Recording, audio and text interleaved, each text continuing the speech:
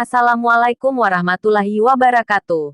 Kali ini saya membagikan sedikit pengetahuan mengenai sejarah salah satu pahlawan revolusi yang sangat-sangat menentang adanya PKI di negara tercinta negara Indonesia. Karena kecintaan kepada Indonesia lah para pahlawan kemerdekaan hingga mau mengorbankan nyawa mereka. Inilah video singkat yang menceritakan kisah perjuangan Jenderal Ahmad Yani. Diwajibkan menonton sampai selesai, agar tidak gagal paham dengan maksud dan tujuan dibuatnya video ini. Terima kasih. Jenderal TNI Anumerta Ahmad Yani, tanggal 19 Juni tahun 1922 sampai 1 Oktober tahun 1965, adalah Menteri atau Panglima Angkatan Darat KSAD, yang merupakan salah satu pahlawan revolusi yang gugur menjadi korban tragedi gerakan tanggal 30 September PKI. Beliau dibunuh oleh anggota gerakan tanggal 30 September saat mencoba menculik dia dari rumahnya. Masa jabatan, tanggal 23 Juni tahun 1962 sampai 1 Oktober tahun 1965. Semasa Presiden Soekarno, pendahulu, Abdul Haris Nasution, pengganti, Pranoto Rekso Samudro. Data diri Jenderal Ahmad Yani. Lahir, tanggal 19 Juni tahun 1922, Purworejo, Jawa Tengah, Hindia Belanda. Meninggal, tanggal 1 Oktober tahun 1965, pada umur 43, Jakarta, Indonesia. Nama istri, Yayu Rulia Sutowiryo. Anak, 8 orang diantaranya Amelia Ahmad Yani, Untung Mufreni, dan Irawan Suraedi. Pekerjaan, tentara, penghargaan sipil, pahlawan revolusi, KPLB Anumerta. Karir militer, dari zaman Kekaisaran Jepang, tahun 1943 sampai tahun 1945. Setelah menjadi negara Indonesia, tahun 1945 sampai tahun 1965. Cabang, TNI Angkatan Darat. Masa dinas, tahun 1943 sampai tahun 1965. Pangkat, Jenderal TNI Anumerta. Satuan Infanteri, pangkat terakhirnya adalah Letnan Jenderal TNI. Tetapi karena gugur di dalam tugas, maka diberi kenaikan pangkat luar biasa KPLB, menjadi Jenderal TNI Anumerta. Riwayat hidup Jenderal Ahmad Yani. Ahmad Yani lahir di Jenar, Purworejo, Jawa Tengah, pada tanggal 19 Juni tahun 1922, di keluarga Wongsorejo, keluarga yang bekerja di sebuah pabrik gula, yang dijalankan oleh pemilik Belanda. Pada tahun 1927, Jenderal Ahmad Yani pindah dengan keluarganya ke Batavia, di mana ayahnya kini bekerja untuk Jenderal Belanda. Di Batavia, Jenderal Ahmad Yani bekerja jalan melalui pendidikan dasar dan menengah. Pada tahun 1940, Jenderal Ahmad Yani meninggalkan sekolah tinggi untuk menjalani wajib militer di Tentara Hindia Belanda pemerintah kolonial. Jenderal Ahmad Yani belajar topografi militer di Malang, Jawa Timur, tetapi pendidikan ini terganggu oleh kedatangan pasukan Jepang pada tahun 1942. Pada saat yang sama, Jenderal Ahmad Yani dan keluarganya pindah kembali ke Jawa Tengah.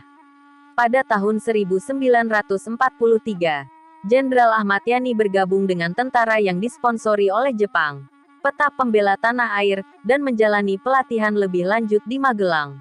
Setelah menyelesaikan pelatihan ini, Jenderal Ahmad Yani meminta untuk dilatih sebagai komandan peleton peta, dan dipindahkan ke Bogor, Jawa Barat untuk menerima pelatihan. Setelah selesai, Jenderal Ahmad Yani dikirim kembali ke Magelang sebagai instruktur. Pada tanggal 5 Desember tahun 1944, Jenderal Ahmad Yani melangsungkan pernikahannya dengan Bandiah, yang dulu menjadi guru mengetiknya, dan pernikahan ini kelak mereka dianugerahi 8 orang anak. Karir militer Jenderal Ahmad Yani. Setelah kemerdekaan Jenderal Ahmad Yani bergabung dengan Tentara Republik yang masih muda dan berjuang melawan Belanda selama bulan-bulan pertama. Setelah deklarasi kemerdekaan, Jenderal Ahmad Yani membentuk batalion dengan dirinya sebagai komandan dan memimpin kepada kemenangan melawan Belanda di Magelang. Jenderal Ahmad Yani kemudian diikuti ini dengan berhasil mempertahankan Magelang melawan Belanda. Ketika Jenderal Ahmad Yani mencoba mengambil alih kota, ia mendapatkan julukan Juru Selamat Magelang.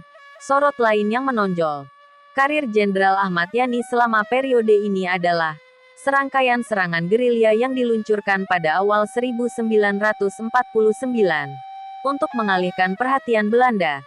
Sementara Letnan Kolonel Soeharto dipersiapkan untuk serangan umum tanggal 1 Maret tahun 1949 yang diarahkan pada Yogyakarta.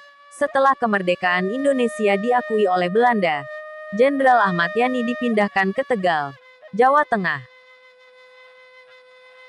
Pada tahun 1952, Jenderal Ahmad Yani dipanggil kembali beraksi untuk melawan Darul Islam, sebuah kelompok pemberontak yang berusaha untuk mendirikan sebuah teokrasi di Indonesia.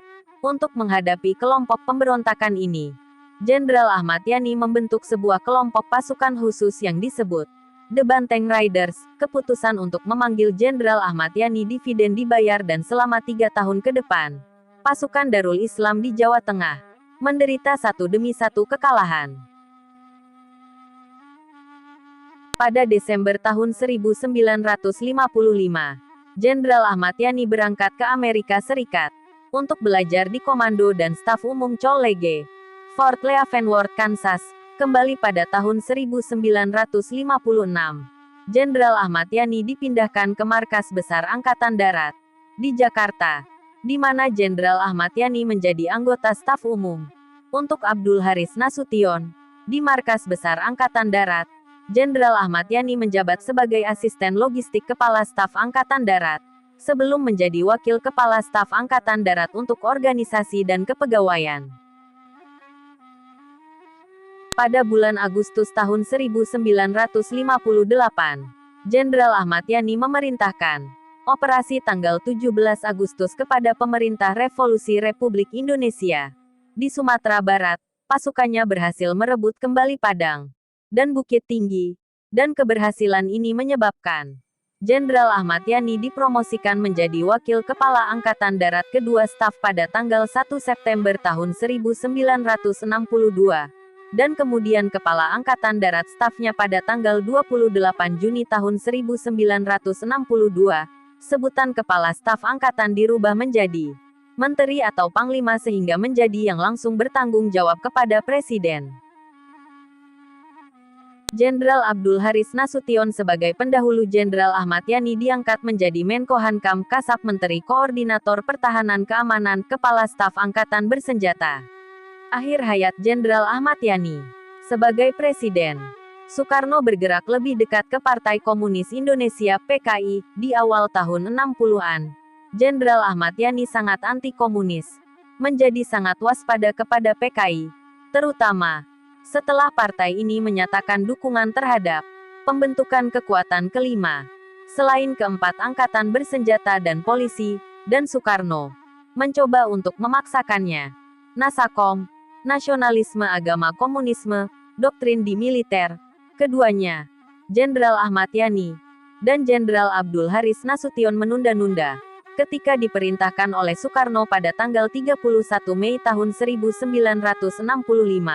Mempersiapkan rencana untuk mempersenjatai rakyat. Pada dini hari tanggal 1 Oktober tahun 1965, gerakan tanggal 30 September mencoba untuk menculik 7 anggota staf umum Angkatan Darat. Sebuah tim dari sekitar 200 orang mengepung rumah Jenderal Ahmad Yani di Jalan Latuhahari nomor 6 di pinggiran Jakarta Menteng, Jakarta Pusat. Biasanya Jenderal Ahmad Yani memiliki 11 tentara menjaga rumahnya. Istrinya kemudian melaporkan bahwa seminggu sebelumnya, tambahan 6 orang ditugaskan kepadanya. Orang-orang ini berasal dari Komando Kolonel Latif yang diketahui Jenderal Ahmad Yani, adalah salah satu komplotan utama dalam gerakan tanggal 30 September. Menurut istri Jenderal Ahmad Yani, orang-orang tambahan tersebut tidak muncul bertugas untuk malam itu. Jenderal Ahmad Yani dan anak-anaknya sedang tidur di rumahnya. Sementara istrinya keluar merayakan ulang tahunnya bersama sekelompok teman-teman dan kerabat. Dia kemudian menceritakan bahwa saat ia pergi dari rumah sekitar pukul 23, ia melihat seorang duduk di seberang jalan, seakan menjaga rumah di bawah pengawas. Dia tidak berpikir apa-apa pada saat itu. Tetapi setelah peristiwa pagi itu, ia bertanya-tanya berbeda, juga. Dari sekitar jam 9. Pada malam tanggal 30 September ada sejumlah panggilan telepon ke rumah dengan interval, yang ketika dijawab, telepon itu tidak mengeluarkan suara akan bertanya apa waktu itu. Telepon berdering terus hingga pukul 1 dan Jenderal Ahmad Yani mengatakan, dia memiliki firasat sesuatu yang salah. Pada malam itu, Jenderal Ahmad Yani menghabiskan malam dengan beberapa pertemuan. Pukul 7 malam, ia menerima seorang kolonel dari Koti Komando Operasi Tertinggi, Jenderal Basuki Rahmat, Komandan Divisi di Jawa Timur. Kemudian tiba dari markasnya di Surabaya. Basuki datang ke Jakarta untuk melaporkan kepada Jenderal Ahmad Yani pada keprihatinan tentang meningkatnya aktivitas komunis di Jawa Timur. Memuji laporannya, Jenderal Ahmad Yani memintanya untuk menemaninya ke pertemuan keesokan harinya dengan Presiden untuk menyampaikan laporannya. Ketika para penculik datang ke rumah Jenderal Ahmad Yani dan mengatakan kepadanya bahwa ia akan dibawa ke hadapan Presiden, Jenderal Ahmad Yani meminta waktu untuk mandi dan berganti pakaian. Ketika penculik menolak, ia menjadi marah, menamparkan salah satu prajurit penculik, dan mencoba untuk menutup pintu depan rumahnya. Salah satu penculik kemudian melepaskan tembakan, membunuhnya secara spontan. Tubuhnya dibawa ke lubang buaya di pinggiran Jakarta, dan bersama-sama dengan orang-orang dari jenderal yang dibunuh lainnya, dan disembunyikan di sebuah sumur bekas. Tubuh Jenderal Ahmad Yani dan jenderal lainnya diangkat pada tanggal 4 Oktober, dan semua diberi pemakaman kenegaraan pada hari berikutnya, sebelum dimakamkan di Taman Makam Pahlawan di Kalibata.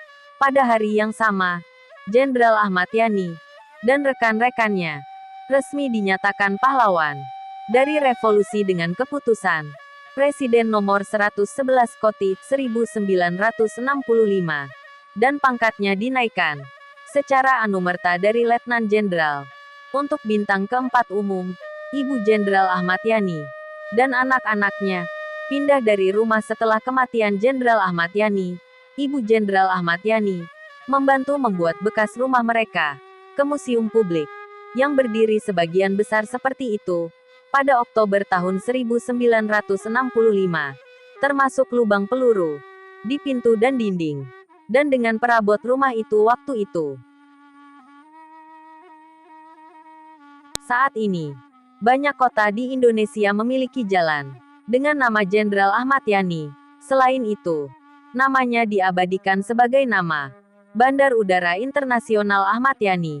Di Semarang, nama besar Jenderal Ahmad Yani juga digunakan sebagai nama dua buah universitas di Indonesia, yaitu Universitas Jenderal Ahmad Yani yang berada di Cimahi, dan Universitas Jenderal Ahmad Yani Yogyakarta yang berada di Yogyakarta. Kedua perguruan tinggi tersebut berada di bawah naungan Yayasan Kartika Eka Paksi, yang merupakan yayasan yang dimiliki TNI Angkatan Darat di mana beliau mengabdi. Riwayat pendidikan Jenderal Ahmad Yani. HIS setingkat SD, Bogor. Tamat tahun 1935. Muluk setingkat SMP kelas B AFD Bogor. Tamat tahun 1938. AMS setingkat SMU, bagian B AFD Jakarta. Berhenti tahun 1940. Pendidikan militer pada Dinas Topografi Militer di Malang. Pendidikan Heiho di Magelang. Peta Tentara Pembela Tanah Air di Bogor. Special Waterfare Course di Inggris. Tahun 1956. Riwayat Jabatan Jenderal Ahmad Yani. Komandan Seksi 1 Kompi 3 Batalion 2. Tahun 1944 sampai tahun 1945. Komandan Batalion 4 Yani Resimen 14. Magelang tahun 1945 sampai tahun 1948. Komandan Brigade Diponegoro dari Divisi 3. Tahun 1948 sampai tahun 1950. Komandan Werkrei Sewok 2 Kedu. Tahun 1950 sampai tahun 1951. Komandan Batalion Banteng Riders. Tahun 1952 sampai tahun 1953. Komandan Resimen 12 Wijaya Kusuma. Tahun 1951 sampai tahun 1956. Asisten 2 Operasi. 1956. Deputi 1 Operasi. 1957. Komandan Operasi tanggal 17 Agustus tahun 1958. Deputi 2 Pembinaan. 1960. Deputi KSAD untuk wilayah Indonesia bagian timur. Tahun 1962 sampai tahun 1963. Menteri atau Panglima Angkatan Darat. Tahun 1963 sampai tahun 1965. Terima kasih sudah menyaksikan video sejarah singkat tentang pahlawan revolusi Jenderal Ahmad Yani. Beliau merupakan salah seorang yang sangat-sangat berpengaruh terhadap tercapainya kemerdekaan Indonesia. Jangan lupa support channel saya dengan cara like, komen, subscribe, dan bagikan ke semua teman-teman Anda.